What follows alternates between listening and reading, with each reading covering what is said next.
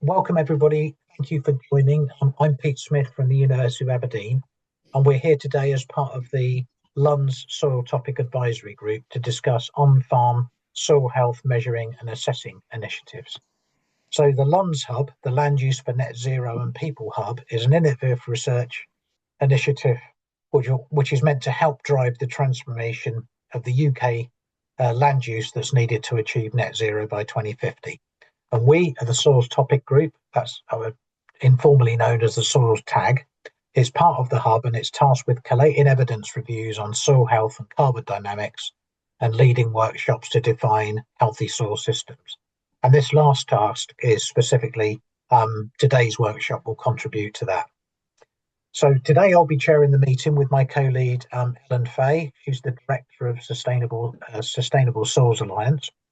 We'll be hearing from our colleague Anisi, who will be presented the Sustainable Soils Alliance research in this space, and the SSA co-director Matthew will help clarify possible next steps towards the end of the meeting. We also have Zach from the SSA who will be helping us with the slides. So I'll pass you over to Ellie now to set the scene and take us through the agenda. Yeah, thanks so much, Pete, and yeah, welcome everybody. So as Pete says, we've been doing quite a bit of work in the space at the SSA, and since about 2017, we started to look at this issue of on-farm assessment of soil health. And we've seen a growing number and range of organisations, and now whether that's government, industry, NGOs or others, who are requesting and sometimes even requiring that farmers measure and monitor soil health for either productivity or for environmental or regulatory purposes, and as often as a condition even of payment. So as it stands, these approaches are sometimes a little bit disjointed when you put them side by side, or else quite siloed. So we've done quite a bit of stakeholder engagement on this, and we find that this causes, one, confusion among farmers who can be unsure of which approach to use and for which purpose. Two, inconsistent data collection, and that's relevant for stakeholders looking to understand change and impact over time. And then three, different interpretations of what healthy soil actually is. So as a starting point, we've carried out some fairly extensive mapping of the sector, which identifies 34 different schemes, including government policies, certification schemes, carbon calculators, etc., all of which look to define or influence on-farm soil measurements, which is what we'll start with today. We go to the next, thanks. Our colleague Anisi will be presenting this mapping exercise, highlighting the diversity of different initiatives available, their similarities, where they differ, etc. And then we'll then hear from the experiences of some of the organisations behind the different initiatives. And finally, we'll provide an opportunity for participants to discuss the implications of this landscape for different stakeholders, including the need and benefit of potentially more consistent or harmonised approaches. So that's what today will look like. I'll hand over to Anisi now, who's going to take us through the research. Thanks, Anisi. Thanks, Ellie. Next slide, please, Zach. I think it might be, yeah, that one. Thank you. So yeah, as Ellie mentioned, we were aware of a growing number of initiatives that aimed to measure and monitor on-farm soil health. We also had interest from corporate members of our soil health industry platform, in particular the retail sector, in understanding this landscape and what their role might be, what they might be able to do when it comes to supporting farmers in their supply chains, navigating this crowded space. So we undertook this research last summer, and then it went out to consultation, and we shared it with key stakeholders, as well as some of the initiatives to make sure that we understood them correctly. We ended up mapping out 34 different initiatives, but it's not an exhaustive list, but those are just basically the main ones, most relevant ones we could find based on our own knowledge and that of our stakeholders. So I'm going to take you through a very broad overview of the research and what we found. We looked at their ownership and what they prioritise, where and how soil monitoring features, the metrics that they use, the sampling protocols and guidance that they have or signpost to, and the types of data interpretation and data collection that they offer. So to start with ownership, these schemes are owned by a variety of different organizations with different objectives and a different level of influence over the end user. So that's reflected in the tools that they adopt and the influence they have on soil measurement. So there's the government initiatives that use regulations and incentives. There's certification that's usually owned by accreditation businesses, or tools usually owned by government or research bodies or NGOs. And then there's also those offering sort of novel technologies owned by various tech businesses. Next slide, please, Zach. So whilst they all include an element of soil health monitoring, they vary in focus. So soil monitoring is included, but for different purposes. And we grouped that into 5 main areas. So there's those that look at soil health in particular, that's their focus, like the toolkits are often like this, like the HDB Soil Health Scorecard. But there's those that are interested in soil carbon and how to measure that. Most of them were actually interested in wider farm sustainability, so the government incentive schemes, but also the certification schemes and some of the toolkits out there. And then there's also those that are looking at clean water, and that was in particular all the regulations looking at diffuse pollution from agricultural soils. And finally, there's the carbon calculators that are looking at wider greenhouse gas emissions. Next slide, please, Zach. Thanks. So they also really vary in their scope. So whether they specify metrics, whether they have specific sampling methodologies that they call for, or ways to interpret the results and collect the data. So as you can see from here, a third of these schemes didn't actually call for specific soil metrics to be measured. And that was mostly the certification schemes, which usually only require or suggest that farmers have a soil management plan, but they don't actually say which metrics it's sort of up to the farmer to decide in most cases. And also the carbon and greenhouse gas calculations. Usually calculators rely on modelling approaches rather than require farmers to measure and test their soils directly. 2/3 of the schemes did specify metrics. So for example, you've got the government farming incentive schemes, despite them being in development and the SFI having been paused, they all have like specific metrics that they ask farmers to measure. And then for those that do specify which soil metrics to measure, around half of them offer or signpost methodologies for the sampling protocols, but they really vary greatly in terms of the initiatives themselves and between themselves, but also when they look at specific soil metrics, they'll have slightly different protocols for them. And we found that the documents with this information can be quite difficult to access in terms of availability, format, and terminology. So it can be quite a confusing landscape. Then roughly a third of them also offered benchmarks to interpret the results. So these were either soil specific or they were benchmarks that were looking at wider farm sustainability. And those benchmarks are calculated using slightly different data sets, which we'll look into in more detail in the next couple slides. And then when it comes to offering a means for data collection, most of the toolkits and calculators offer some sort of web-based tool or app for farmers to record their data. But there is some lack of clarity around data ownership, which may be a concern to farmers. And some initiatives actually require that data to show compliance with various schemes. Next slide, please, Zach. Thank you. So yeah, these initiatives basically also reflect wider shifts in soil health priorities, which are indicative of changing political, corporate, and environmental priorities, as well as underlying evidence base. Some of these initiatives are relatively well established, like the Nutrient Management Guide RB209, and others have been published only in the last couple of years. So we can see that historically soil measurement focused on chemistry to advise farmers on the appropriate application of chemical fertilizers.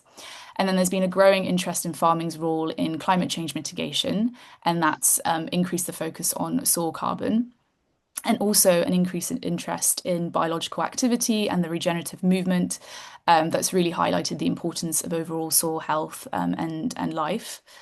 And then recent extreme weather has also emphasized the importance of measuring soil structure to understand soil's water holding capacity and climate resilience. And finally, as more organizations start to need to report their impact on climate and nature, including soils, precise data collection and storage has become a priority. Next slide, please, Zach. So whilst these schemes are all quite different from one another, there are sort of 8 core metrics that recur most frequently throughout those 34 initiatives, and therefore we might sort of consider them as the core metrics. There's 3 of them that are chemical, physical, and biological properties that definitely recur most frequently, which is an element of soil organic matter or carbon, earthworms, and soil structure.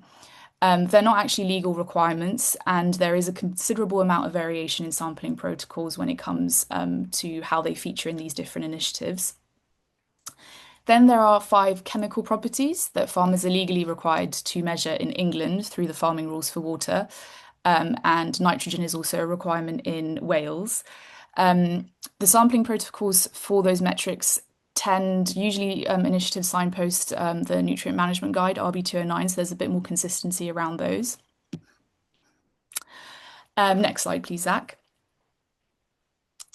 So yeah, so whilst we find these sort of common metrics across the schemes, it gets a lot less clearer when we start looking at the methodologies for the sampling protocols, which means that the soil data that's being collected can't necessarily be compared between different farmers, but also at a national level.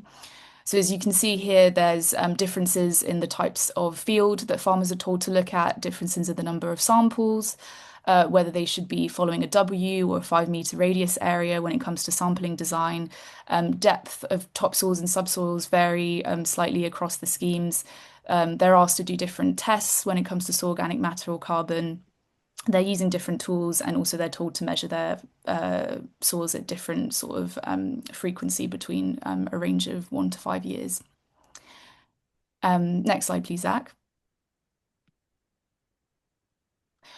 So yeah, when it comes to actually understanding their results and benchmarking the state of their soils, that also varies a lot, usually because these schemes are either using different static parameters, so they've got different approaches to soil type or soil classifications, and also different approaches to land use type and classification systems. They can also have different underlying data sets. So this is specifically examples for soil organic matter and carbon. You've got DEFRA projects, you have the James Hutton Institute Soil Information Data Set, and UKCH's Countryside Survey. So they slightly different years, slightly different methodologies, and different geographical scope. And as you can see on the right here, how the results and benchmarks are visually presented also varies quite a bit. So you can have a traffic light system, graphs, or a more broken down sort of scoring system. And Zach, next slide, please. The use of those different scoring systems, but also different data sets and the different terms that are being used to describe those thresholds means that soil health results can be understood slightly differently across these different schemes. So if we take the example of a 1.8% of soil organic matter in the same farming context, so same soil type, land use and climate, that will score a medium, a 2 out of 3 in the HDB Soil Health Scorecard, a below medium 2 out of 5 in the Soil Association Exchange programme, and a below typical 1 out of 3 in the UKCH Soil Fundamental website. So I think we're about to hear from these 3 different initiatives specifically, so you'll get a much better understanding of their approaches and how this suits the aims of their initiative. So hopefully you'll understand them better, but this is just to give you a little example of side by side and what these slightly different approaches end up meaning in terms of soil health interpretation. And then final slide, please, Zach. Thank you. There are also differences in approaches to data collection, storage, and how it's used across these different initiatives.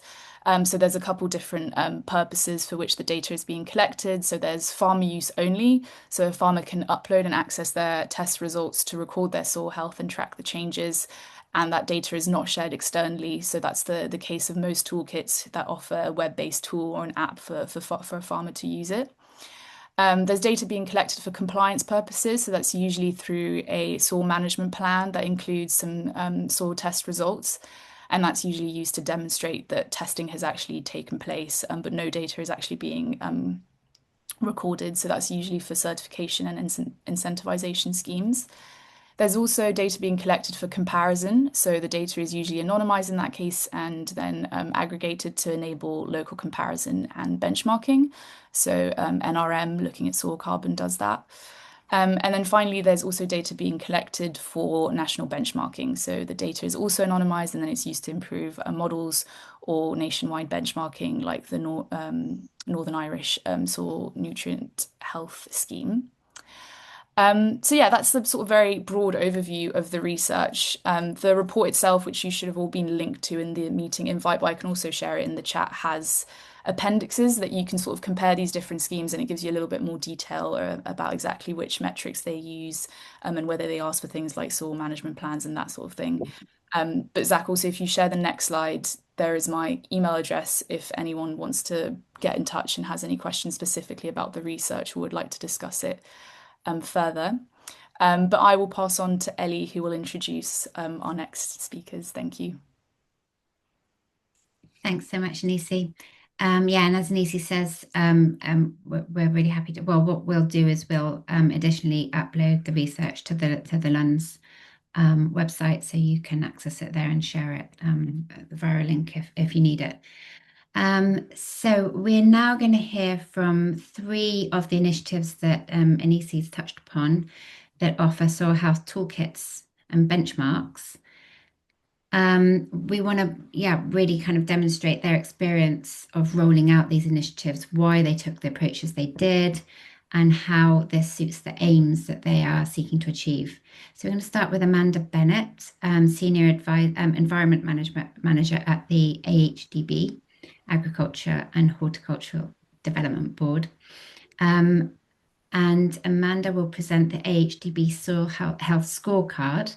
Then we'll go on to Joseph Gridley, CEO of the Soil Association Exchange, and finally to Chris Feeney, who is an environmental data analyst at the UK Centre for Ecology and Hydrology, and who'll be presenting their soil fundamentals tool, which is in short SOD, the SOD tool. So over to you, Amanda. Thanks so much. Brilliant. Thanks very much for the introduction. So as mentioned, I'm Senior Environment Manager at AHDB, and I've got a few minutes now just to take you through the AHDB Soil Health Scorecard. So Zach, if we could move on, please. So the Soil Health Scorecard was one of the outputs of a 5-year programme of research and knowledge exchange that was funded by AHDB in collaboration with BBRO, the British Beet Research Organisation. And this was delivered through a wide consortium of academic and industry partners. The logos you can see there on the slide. And the overarching aim of that 5-year programme, which was from 2017 to 2022, was to develop and validate indicators of soil health for routine on-farm monitoring, bringing together physics, chemistry and biology in a holistic way to help farmers really understand their own soils in their own fields and to inform their soil management decisions. Other aims of the partnership were to improve understanding around soil biology in relation to soil health management, but I won't go into any detail about that today.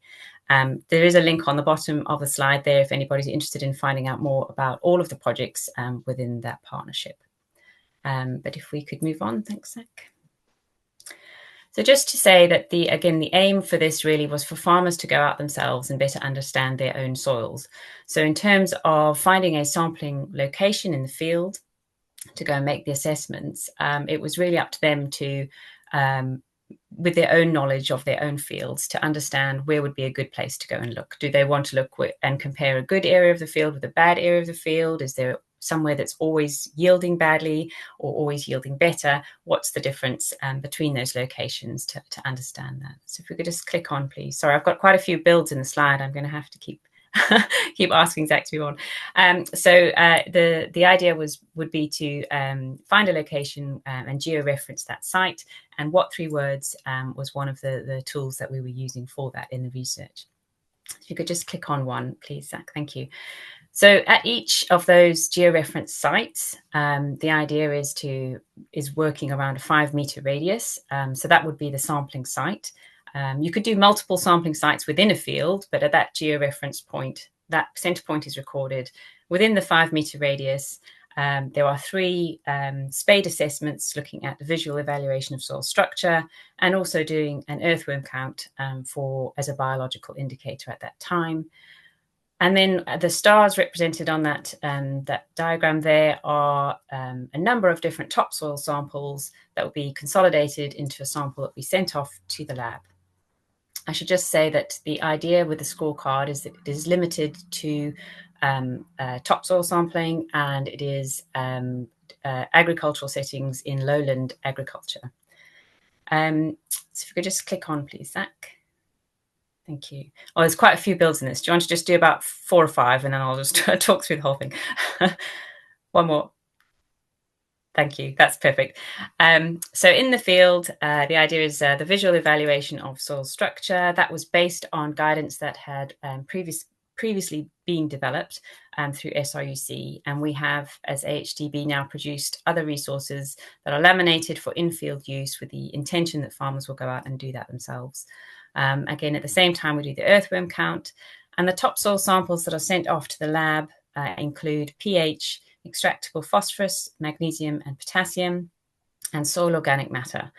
And for all of this, we have, we also have included information on optional metrics around microbial activity. So there's the carbon dioxide burst for respiration and potentially mineralizable nitrogen as well. This was all reported in a protocol with some benchmarking tables and has been published and is publicly available on the AHDB website for anybody to use the information that came out of this research. So if you just click on one more, please, Zach. Thank you. So again, I'm not going to go into the whole protocol document in itself. It's quite lengthy with all the tables, but and don't worry to read all the text on this either. But just to give you an example of a couple of the indicators in the soil health scorecard. So on the left, the soil organic matter, which is measured by loss on ignition. And on the right, extractable phosphorus. And in England, that's England and Wales, that's using Olsen P as the methodology. We do have a separate protocol for Scotland due to different methodologies used there. So the idea with a scorecard is that all of these indicators have been separated out with threshold values and then categorized on a traffic light system, red, amber, and green. The intention is that you would go once in a rotation or once every few years back to that same georeferenced site in the field. And if the results from your assessments come back and they are within an expected range, they would flag green, which sort of gives an indication to continue with that rotational monitoring. If it's amber, it's slightly outside of those threshold values, and it might mean to go and have another look just to review perhaps more frequently or to double check any results that have come back from the lab, for example. The red flag is showing that it's quite outside of those expected values, and it might be something that is either going to limit crop production or perhaps have an environmental impact. It might be something you want to investigate more immediately and perhaps implement or change a soil management practice. So Zach, if you could just click on 2, please. Thank you. So just to highlight for the soil organic matter, we had a number of different tables based on grassland or cropping, and also in different rainfall regions of England. And then for each of them, there are it's also split into soil types in terms of light, medium, and heavy soil. This is particularly for soil organic matter, so that those have different threshold values based on the cropping region and the topsoil characteristics. On the right, if you could just click on 1, please, Zach, just to highlight at the bottom that it doesn't always go red, amber, green, and then stay there. So for phosphorus, for example, it goes red, amber, green, and then amber and red again as levels of phosphorus in the soil get too high and may become an environmental issue. So we have all of this information in those benchmark documents. If you could just click on 1 more, please. So what we wanted to do next was put all this information out for our farmers and growers to use as they wish. It's publicly available on the Soil Health Scorecard webpage, where you can download an Excel tool, which I'll come on to in the next slide. But we also have a lot of information about links to all the research behind it and some walkthrough videos about how to fill in the scorecard yourself. So we'll just click on one. Thank you. Again, don't worry about the detail on this. It's just a screenshot of the Excel tool. And just to show that farmers can download the tool themselves. So AHDB does not collect any of the data. This is for farmer use for themselves to understand their own soils. They fill in the boxes that are sort of orangey in color with their farm details and their site-specific characteristics and the results of any of the assessments that they've done. And if you just click on one more, please. Thank you. At the bottom of this spreadsheet, it will come up with a summary which will take into account all the different results that have been inputted, and will come up with the scorecard traffic light system, and then links in this tool as to what the management approaches could be to improve where there are red flags or amber flags. I think that's what I want to say on that one. If you could just go one more, I think this next one last slide. So as I mentioned at the beginning, the aim really was for us to help farmers understand their own soils. And we have done a lot of knowledge exchange activity since the completion of that partnership research to promote this approach on farm. And we have a number of different resources to help support farmers with doing it themselves, and a lot of other soil management resources on the AHDB website as well to help with those decisions. So the scorecard is to give a snapshot of the status of the soil at that point. It doesn't prescribe what farmers need to do to improve a certain red flag, because that needs to be specific to their farm business and their own production system and fit in with that. So that's where our additional information can help with that support. But I'll leave it there for now, and thank you very much. Thanks so much, Amanda. That was really clear and helpful. And I just popped into the chat that if anybody has any questions or observations, do feel free to share them. I'm sure we'll get to them. So brilliant. I'm going to pass over now to Joseph. Perfect. Can you hear me okay? Yeah, we can hear you. Nice. Well, thanks so much for inviting me. Very nice to meet many of you. My name's Joseph Gridley. I run a small company called Soil Association Exchange. And yeah, we very much stood on the shoulders of all the great stuff that Amanda was just talking about and what you'll hear from UKCEH as well. We're big believers that trying to simplify this world is important instead of adding more complexity. For those of you who don't know what we do, we help farmers, any farmer, not just the organic ones, any farmer in the UK to measure their impact on the environment and then get the advice and financial incentives that they need to improve. So they kind of go through 3 stages. There's a measurement bit, there's a advice and improvement bit, and then we link that advice to financial incentives for farmers. In the measurement section, we look at 6 impact areas. Soils, today's topic, we do look at that. We look at carbon emissions and sequestration, biodiversity, water, animal welfare, and people and society. So a real kind of holistic picture of how a farm is doing. I'm going to share my screen just so you can see what it looks like for a farmer. Can you see that okay? Yes, that's brilliant. Thanks. So once we've collected all their data, we can really help them do it, or they can do it themselves. This is what they get back. So this kind of dashboard, basically. So very similar to what Amanda was just showing, but tried to digitize it to make it easier for farmers to see where they're at. We've got about 2,000 farmers using the service now in the UK, real length and breadth of the country, England, Scotland, Wales, and all different farming types, arable, livestock, top fruit, everything you can imagine.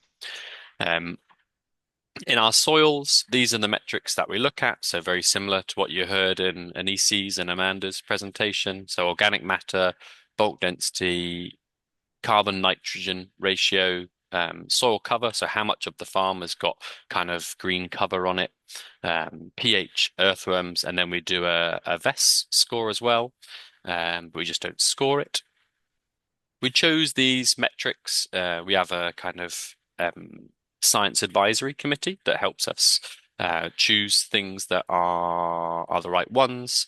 The reasons why these ones got picked, the questions we always ask ourselves when we're looking at different metrics is there going to be a financial reward for the farmer if they measure these things? So you'll recognize some of the crossovers with the kind of SFI payments that you might get, and then some of those kind of farm efficiency stuff. We asked, will the farmer really understand it? So there's obviously 10,000 things you can do to measure soil health. Many of them we found go over a farmer's head, where there's real tangible knowledge that a farmer can extract. Third thing is around kind of efficiency. I'm sure you have all come across kind of soil tests that are so prohibitively expensive. Even if they are useful, you kind of wonder, are they as useful as the cost of the test to do them? And so we try and always balance those two things. Knowledge that's kind of relatively affordable to get, but that's valuable for the farmer. And then two final ones are, is there good science to show that this methodology is good? So, like I said, we lean on AHDB and UKCH and many others for that.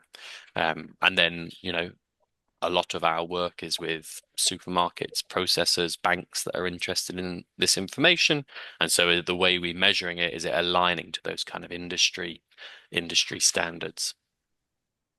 So that's how we chose the soil ones. And the way it works is when you go in, you can see here, you've got a little bit like Amanda showed. You've got these different kind of categories. So arable soils, on medium soils or clay, on sandy soils. And so this is just a demo farm, but you can see the different fields on this farm and they're sat on this distribution curve. So we've got 700 farms in the database that are on medium soils growing arable crops. You can see on this farm, one of them had 4.2% SOM, one 4.9. And so what's driving the difference between these two things? And that's where our advisor will come in and kind of say, try this practice, try that practice. Here's some ways you could get paid for those improvements. And all of that information sits down here, so you can go into the real detail of what lab was used, which methodology, clay percentages, and things like this. Anisi mentioned the kind of nervousness sometimes about farmers and data. We're exactly on the same page as that. And so the farmer always owns their data. They can choose who they share it with or don't share it with. We just have the platform for them to host it on, and then we can make these kind of anonymous benchmark graphs so that we can see what's really, the art of the possible. So I will pause there. I think that's my 5 minutes and hand over to the next speaker. Thank you, Ellen. Thanks so much, Joseph. Brilliant. So we're going to go on to Chris. Hi there. Can you hear me okay? Yeah, we can hear you perfectly. Great stuff. And we can see your screen. Thanks very much. So yeah, I'm Dr. Chris Feeney. I'm going to talk today about our SOD web tool, Soil Fundamentals for Soil Health, which we developed and published about 2.5 years ago now, I want to say. So if you can just go to the next slide for me, please. So a bit of background context. We wanted to create a series of benchmarks for 4 key soil health indicators for Great Britain. And much of this has drawn on UKCEH's extensive work of national scale monitoring since the late 1970s, which is basically a sort of audit of the natural environment that includes vegetation, fresh water, and soils. And specifically from the soil surveys databases, we've got data from 1978, 1998, 2007, and at the time of generation, 2019 to 2021, to inform our indicators. The advantage of the countryside survey as well is that it has a stratified random sampling design. So it captures the various different environments that make up Great Britain in a sort of proportional way. This allows us to split basically the picture of soil condition on the basis of environmental context. And our analysis revealed that, there were sort of three key factors that underpinned many of these sort of benchmark designs. One being the top level being habitat or land use, followed by soil type, and then climate influences driven primarily by rainfall. So what we've done is we've generated a total of 135 unique soil health benchmarks for the combinations of the 4 soil health indicators that we've used: organic matter, bulk density, pH, plus a separate survey of earthworm abundances. And these benchmarks look basically like the plot on the right. So you have a probability distribution over here, and it's color-coded based on whether you're in the sort of quote unquote typical range, which we've arbitrarily defined as the sort of middle 80% between the 10th and the 90th percentiles, with below typical and above typical being below and above, or below 10% and above the 90% respectively. So if you just go on to the next slide for me, please. So I've created a short animation that basically shows you how the tool works. You have this welcome page that basically explains what the tool's about, why we care about soil condition, etc., etc. It takes you to an instructions page that explains, what this tool is used for, and how you can actually operate it. So it first takes you to a habitat selection page, and it gives you a series of options. If you aren't sure, there's a sort of information help thing that you can click on and look at. There's also an interactive map that allows you to drop a pin on your particular chosen land, and you can extract that information automatically.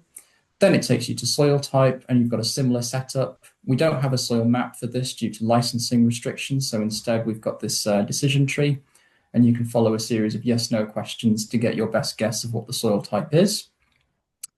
And then finally, you can input information on rainfall. Now you could choose to input a value, or you can go and select from the map. And if you've chosen the map option in the habitat tool, it'll remember the coordinates that you put in, and we're hoping that we can update it to fill in the soil types as well.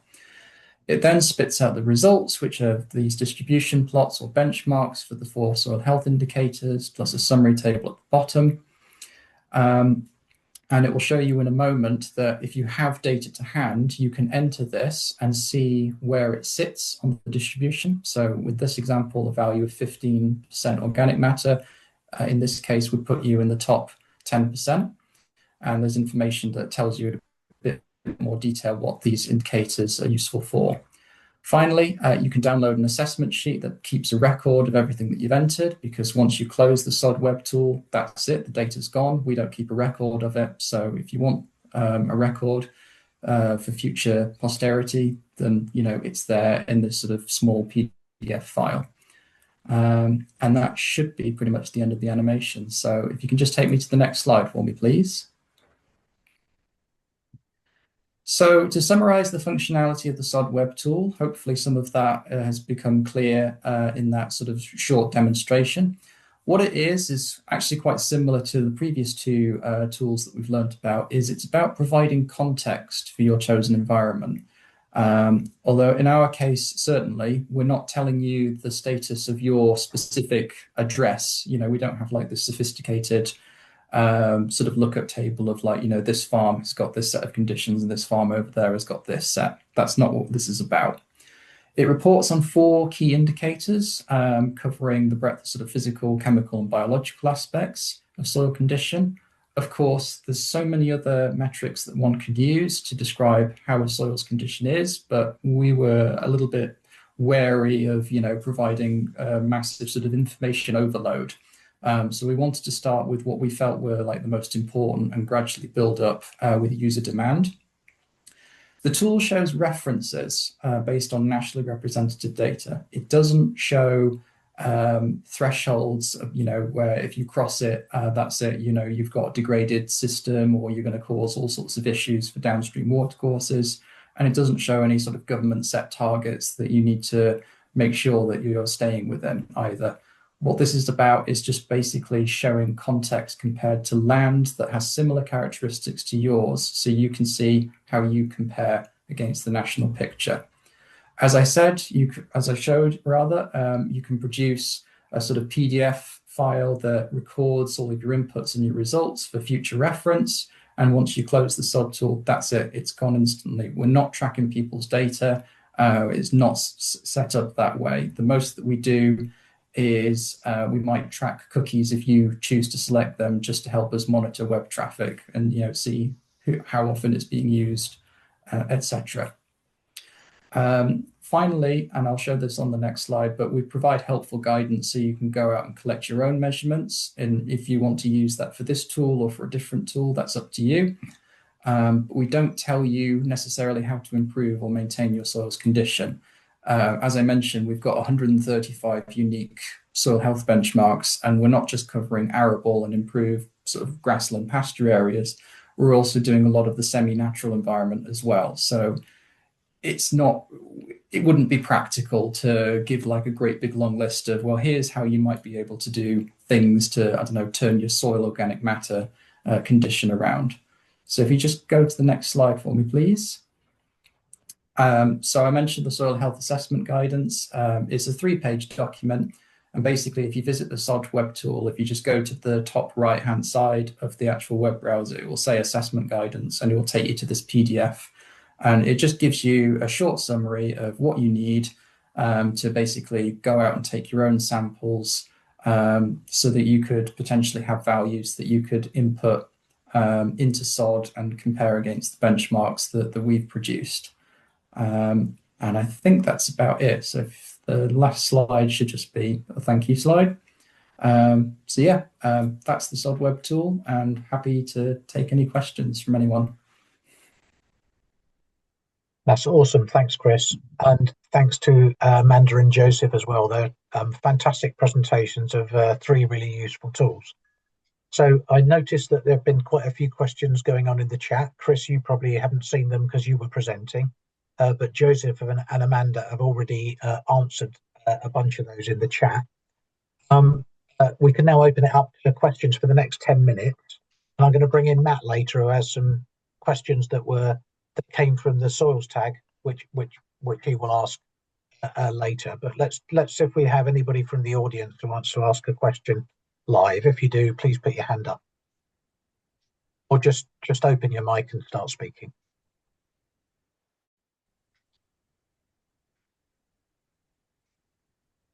Perhaps you've all asked your questions already in the chat and they've been addressed. So Matt, I'll go over to you because I think we've got a couple of questions from members of the soil tag. Whilst the people in the audience are thinking of questions that they'd like to ask, we can go over to Matt.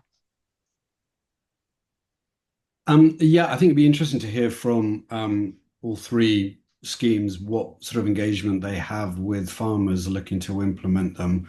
What kind of feedback, what kind of questions, what kind of concerns do they point to the fact that different organizations are asking them for different types of data for different reasons, and is that an issue?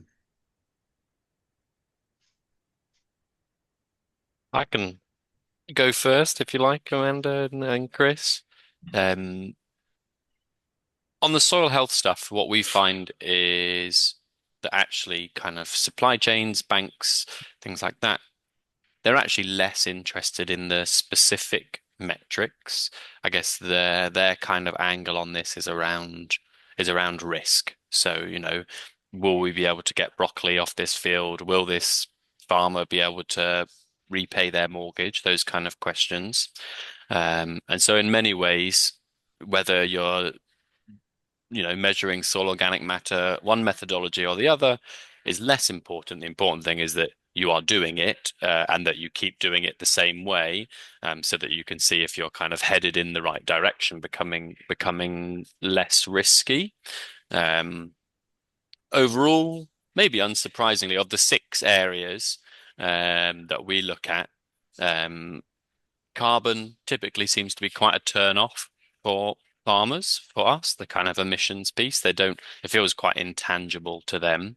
But soils, biodiversity, and water, I think maybe because it relates so directly to the kind of underlying agronomic performance of their farm, they find real interest in that, and kind of starting to understand and track how that if they can get their soils performing better, what that means for yields and decreasing cost base and things like that. Thank you. Bryson.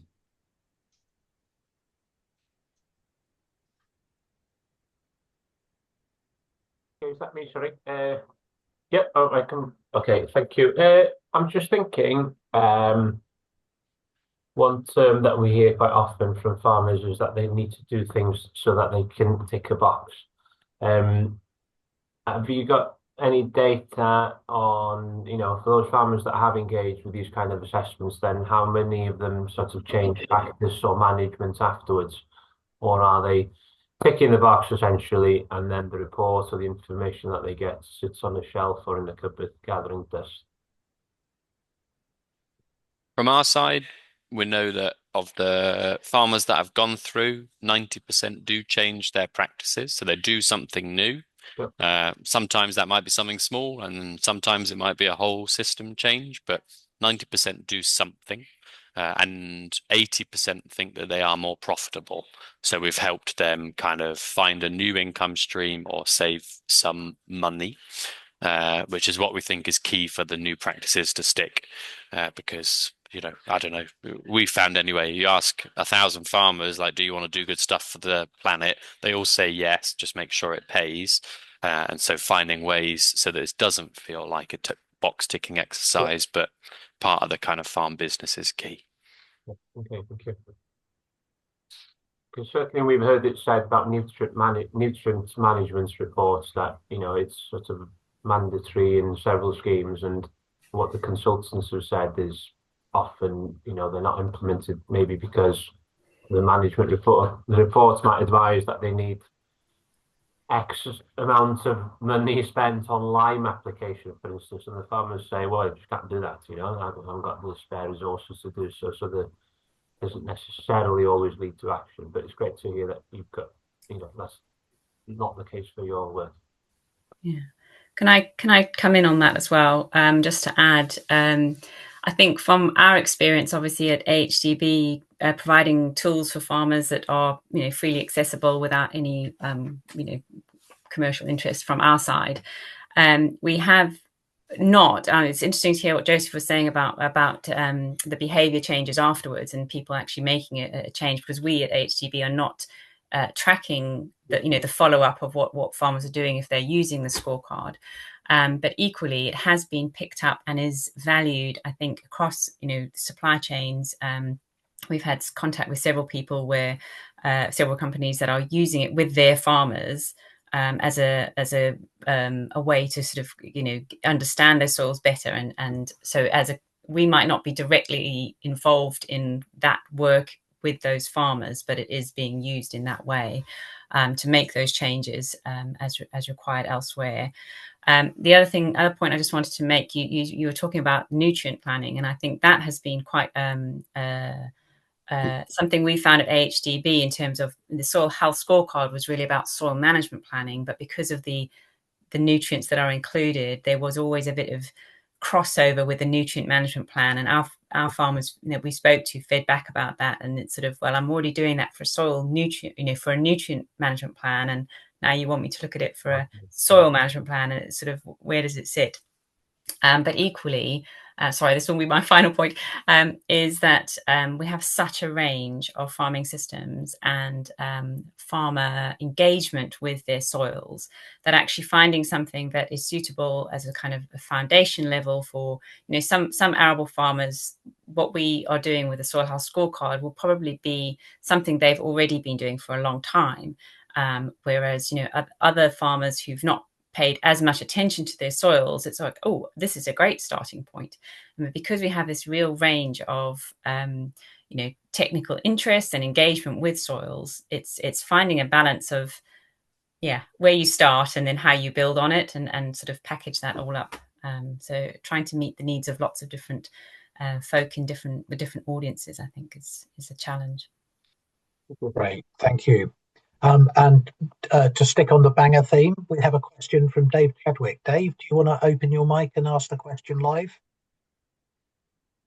Thanks very much, Pete. Yeah, I didn't want to banger to hog it, so I just thought I'd put that one in the chat instead. Yeah, so I arrived a bit late, so I might have missed the first presentation, but from what I've seen, there's some great tools, some great presentations. But from previous work, SARIC funded projects, we found out that clearly there are some groups of farmers that don't engage with soil testing as much as others, and in particular livestock grassland sort of systems, and trying to find out why that was and what might promote better engagement with soils, and just trying to get the team's thoughts on whether they think that the traditional soil sampling and analysis is going to be the way forwards, or are there still these other tools out there, these digital soil mapping bits of kit that you pull behind the tractor or whatever it is, that might help to provide more spatially explicit information in the future to help with precision agriculture. I just wonder what, are there specific sensors that people are working on that they can put in the soil and actually get real-time data? So just wondering where we're going. Are we going to continue just with the basic soil sampling and analysis, which is great, or are we going to should we be moving forwards with new tech? Yeah. Oh, sorry, go on. I'll stop. I could probably jump in and say something if that's okay. So Dave Robinson at UKCH. So at Bangor, just to add on that theme. So first of all, I'm going to say something about context and Prus's question, because the work that we did with the tool came about because of our experience with the UK Soil Observatory. And we've had that live now for over 10 years. Consistently, we get about 100,000 dedicated users every year. So we get between 1 and 3 million hits. So who figured that soil information would be of such interest? We were thinking if we get 10,000 a year, we'd be doing okay. 10,000 hits, so a few thousand users. But that's consistent year on year. It's not dropped in a decade. So that tells you that there's something of interest about soil information and getting context. From the feedback that we've had, about a third of the people are farmers who use that information. A third are sort of science, and a third are sort of gardeners, that sort of area. And some of the feedback we've had is quite similar to what Joseph mentioned, that people are thinking constantly about making changes, making improvements, making alterations. And so they go looking for context. And you can't easily find context. And that's where, with the SOD tool, that was part of the idea, was to provide that context. As for Dave's question about, I think, measurements and sensors, the sensors are not there yet, but they are improving. And I think we're going to be measuring real soil samples for quite a long time to come. And the cost has come down. So you can get a package quite reasonably. It's probably the time in going and collecting it that's the expense. But anything that gets people looking at soils, thinking about soils, I think is really good. And some of the instruments that maybe are not brilliant at the moment, will improve over time. But some of the geophysics stuff is really good. And when I was working in the US, they've been using geophysics in front-end ag for 20 years. It's not used so much here in the UK, but there it's used in precision ag all the time.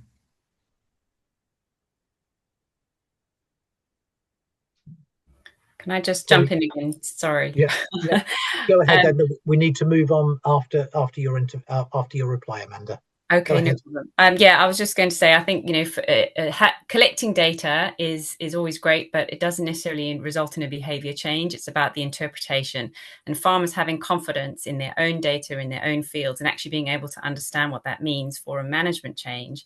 And that's really key to what, you know, that certainly a lot of these tools are, that they are that foundation level. In terms of the more advanced, technically advanced farmers who know that already, having the next bit of tech will build on that foundation, but it isn't necessarily for every audience, because we need to make sure that farmers understand their own soils and their own fields first. And many of them do. Thank you. Thanks, Amanda, and thanks for popping around the corner there, David. I didn't know you were looking. Thank you very much. So in order to stick to the agenda, we're gonna have to move on. If you do have further questions for our first three presenters, please pop them in the chat, and hopefully they'll stay on and they'll be able to answer them in the chat. Ellie, over to you. Yeah, thanks, Pete, for some firm chairing there. It's always really difficult to cut the questions short and the discussion. But yeah, we are eerily on time, so let's carry on in that vein. We thought it'd be really helpful to invite some comments and explanation from somebody who's sort of at the other end of this. So we've asked Sophie Harrison, who's a water specialist for RAP, to tell us a little bit about the food and drink industry perspective, and share examples of how other environmental indicators have benefited from a unified approach when it comes to industry safeguarding. So, you know, quite often with soil, we, as you know, we're a soil dedicated organization, and consistency is something that comes up a lot.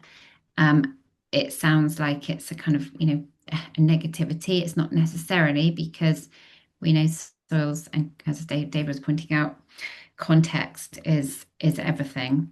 But we think that hearing a little bit how industry perceive that could be really helpful. So over to you, Sophie.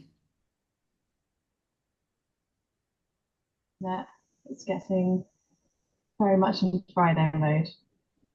If you can hear me, I'll carry on. So yeah, I'm here representing RAP's water team, as we are, among other things, working with the food and drink industry, bringing them together and managing collective action projects that very much focus on water. Here to share some of the stakeholder engagement insights and just some of the things we've seen in this area. And just as a heads up, if anyone knows us as Courtauld, we've had a rebrand, and that's why now UK Food and Drink Pack. So in case I'm confusing anyone with the names there. So if you can move on to the next slide. Perfect. So we manage collective action projects globally. So we've got projects in Spain, Peru, South Africa, Kenya, 5, soon to be 6 in the UK. I'm not going to dive into all those projects today, but all of these projects are funded by businesses that we work with, but also are mobilised on the grounds with other organisations that we work with very closely. So in South Africa and Kenya, they're managed by WWF. In the UK, it's the Rivers Trust. And in Spain and Peru, it's an organisation called Good Stuff International. So straight away, we've got a very big network working on this. And we are mobilising all these projects towards the goal that we have 50% of fresh food sourced from areas with sustainable water management. If you go on to the next slide,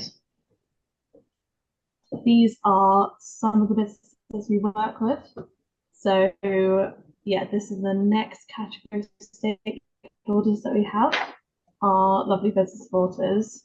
We have over 104 signatories to our water roadmap, which is the mechanism that all of this sits under.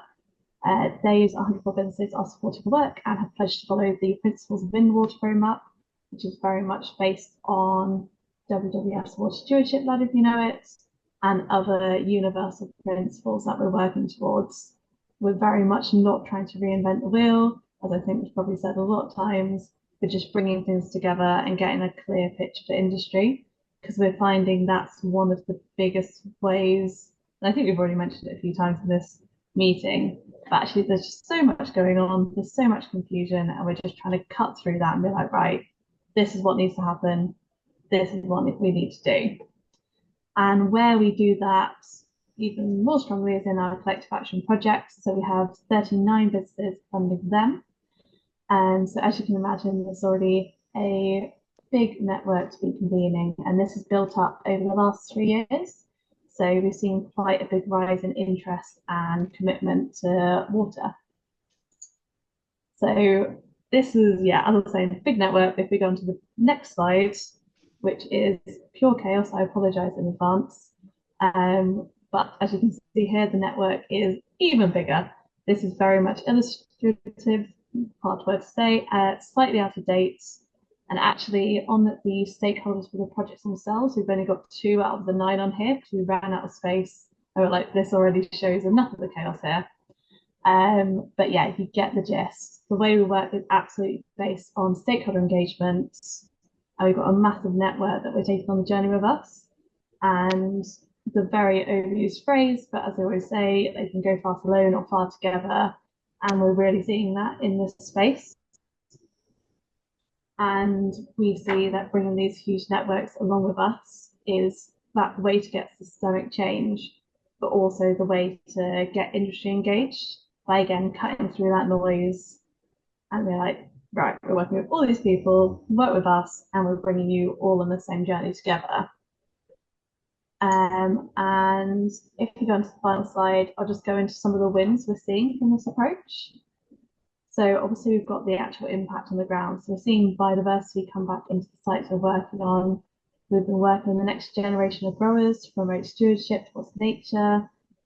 We've been helping create jobs and local ownership, working directly with growers to upskill knowledge and share. They're obviously on the front line of this. We've also been tackling big issues like legality, working with the local authorities and advocating change within supply chains, raising awareness of issues, taking our business funders to the actual sites where they're sourcing from and where there's also water issues are peaking, getting stuck on the ground and creating water features. So this bottom large picture here is a attenuation pond that we've created in Norfolk. That is protecting the chalk streams in the area, but also is capable of recharging about 9 million litres of water back into the chalk aquifer. One of the big pieces of work we've done recently with this collective approach is created the recommended key practices for the YNS. So the aim of this is to influence about 4,000 growers in that area to grow differently. And these recommended key practices help producers in the area make changes to the way they're farming to protect rivers. They're a really simple summary of achievable farming practices that have the greatest beneficial impact on the rivers and provide sector-wide consistency so all the supply chains are focused on the same actions. That's again another big thing we're seeing, just making sure we're all working on the same actions. And what sets these principles apart, because we know there's been a lot in the past, is that they're informed by farmers, NGOs, food businesses, regulators, insurance schemes, and it's really been a collaborative piece of work to get this together. We're also seeing that others are seeing the benefits of this, and we've got a lot of match funding and foundation funding as a result. So these are our big wins. Obviously, there's been a lot of challenges in this journey. Obviously, you have the competing interests from all these different organisations. There's hundreds that we're working with. They'll have different motivations, different goals, and managing between them is difficult, but definitely worth it. Social capital, really crucial, but takes a lot of time. You need to tend to it a lot and make sure you have that buy-in in the areas. These projects are often building on lots of projects that happened in the past. So we're in a really nice position where we're standing on the shoulders of others who come before us, but also means that you have to gain trust after those previous experiences. And as always, you are battling against that competitiveness. There's so much to get done. We know we don't have time for that. So trying to cut through that is one of the key things in this. Fortunately for us, water is an inherently collaborative resource. It doesn't restrict our boundaries or anything else like that. So that helps us to start with, but also what's made it really work is that local integration.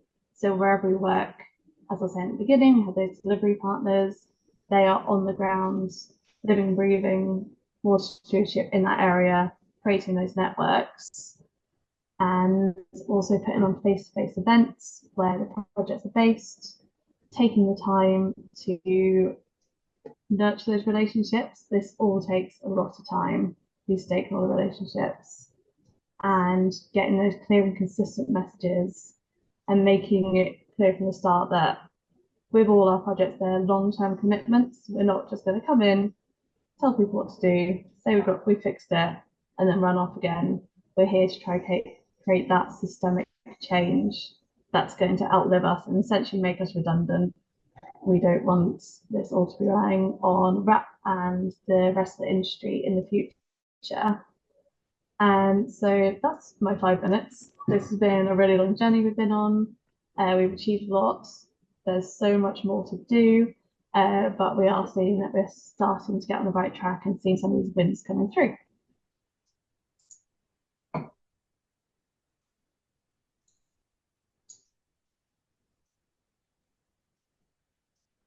Sorry, looking for mute there. Thanks so much, Sophie. Yeah, again, any questions, do put them in the chat. That's really helpful. That's really helpful. Really good to see that overview from perspectives of other indicators. Over to Matt. I think you're going to talk a little bit about next steps. But as I say, yeah, please do keep putting questions in the chat as they occur to you, because we will harvest all of those and they will be important for the meeting report. Thanks, Ellie. I'm looking through my scrabbled notes to kind of incorporate some of the conclusions from this. I think first of all, important to say that this is a moving process, that we're going to continue to look for and identify new schemes which are emerging all the times, and I'm sure we'll be building on the 34 that we've already identified. So please do share with us any that you think should be incorporated or included. As part of this work, we're also kind of trying to get our heads around the surrounding context of this industry and the real drivers of it. And I think three jump out that have come up through our research and referred to today. Number one is obviously the climate. Having had we're in the middle of a very dry spring, summer, following 2 very wet winters, which highlights the importance of soil, understanding soil being critical for climate resilience. And Joe made this point about risk being arguably the most important driver of measurement and understanding soils, risk mitigation of future.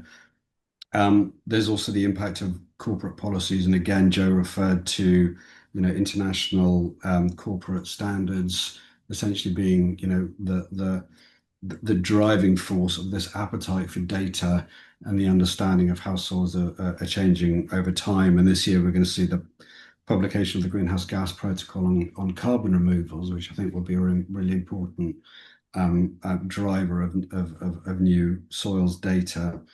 And then alongside that, of course, there's government policy. And in England, we're seeing a review of the Sustainable Farming Incentive, which had soils data collection incorporated within it. I think across all 4 nations, whatever schemes the governments develop, there's going to be some appetite for data to demonstrate the impact, so that they can demonstrate the value for money that taxpayers are getting from paying for these schemes. So these are 3 of the kind of the drivers of these external drivers of soils measurement and soils data collection.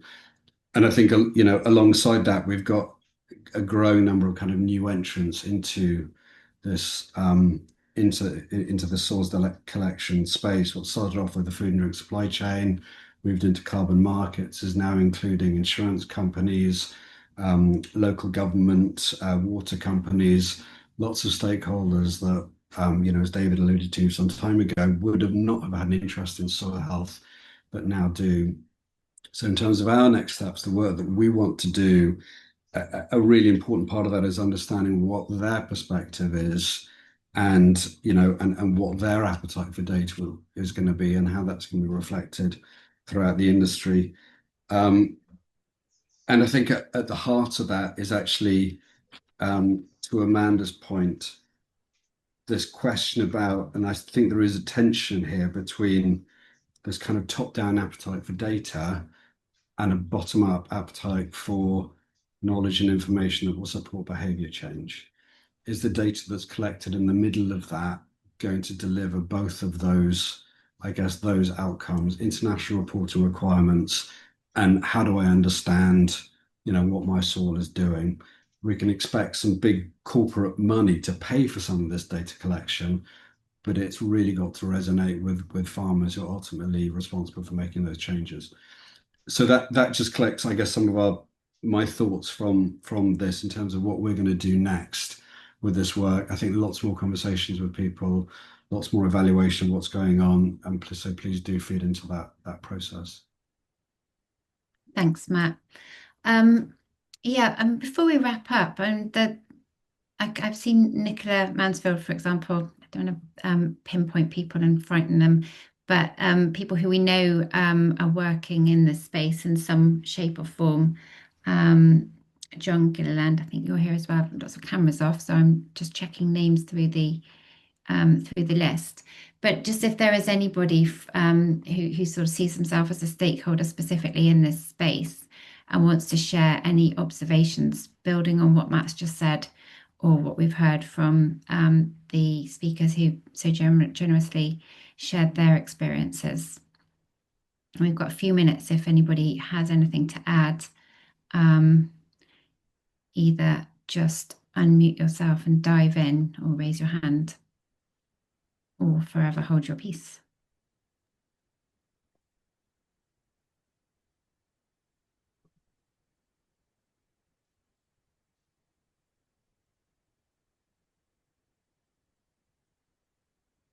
I think we've given them everything they wanted, Ellie. Yeah, that's fine. Great. Right, so just sort of wrapping up on where we see this piece of work, in a shareable format, if you like. I mean, as Matt says, it's not a task and finish exercise by any stretch of the imagination for us. It's very much ongoing and quite dynamic space. So we'd love to, hear of anything that you hear of. I've seen a couple of people in the chat who've mentioned other schemes, for example. I think it's just a helpful exercise to lay them all out on the table side by side so that we can understand in the direction of travel generally, and also that whole really important question about context and purpose. So the outputs from this work will include a report summarising the findings of the research and the discussions from the workshop. Hopefully this will generate greater awareness of the issue just generally, and the opportunity to chart a roadmap towards alignment, harmonisation, or even standardisation of frameworks, methods and protocols for on-farm or field-specific soil health assessment and monitoring.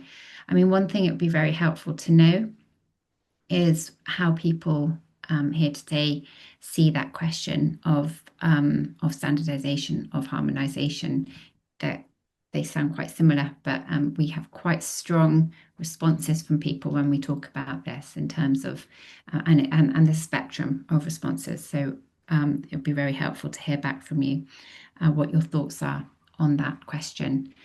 And we think this will really help with the identification of where clearer leadership is potentially needed from either policy or from science, for example, on soil classifications, on habitat classifications, on standards for carbon or pollutants, nutrients, measuring thresholds, benchmarks, what is it that we need to really, really clarify as a kind of centre of gravity and a central point, or are we happy to have this kind of plethora approach?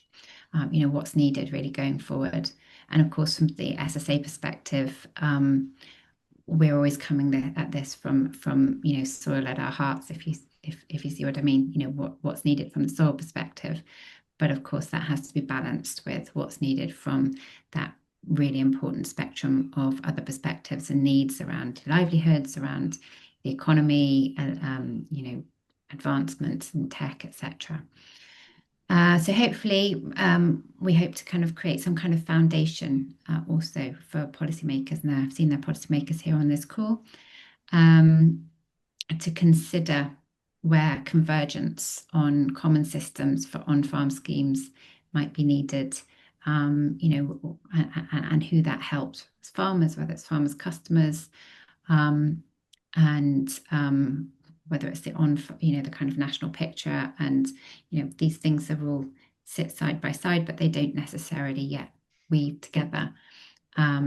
There are interesting questions in the chat around trends as well at the national scale, whether farmer data can be useful. And so, yeah, there are always with soil still as many questions as there are answers. And so our perspective as an organisation is to lay those questions out and ask them rather than answer them. So that's what this exercise is all about. We will provide the reports and the recording of the meeting to everybody who's come along, but we'll also pop it on the Lunds website, and do feel free to share that. The Lunds website is the Lunds is a limited project. It's sort of for slightly less than 4 years, so it's important that the work that comes out of Lunds has a longer useful life, and all the people here, you all have an interest in soil, so it's important that we get these things out to through many different networks, as well as just the Lunds network.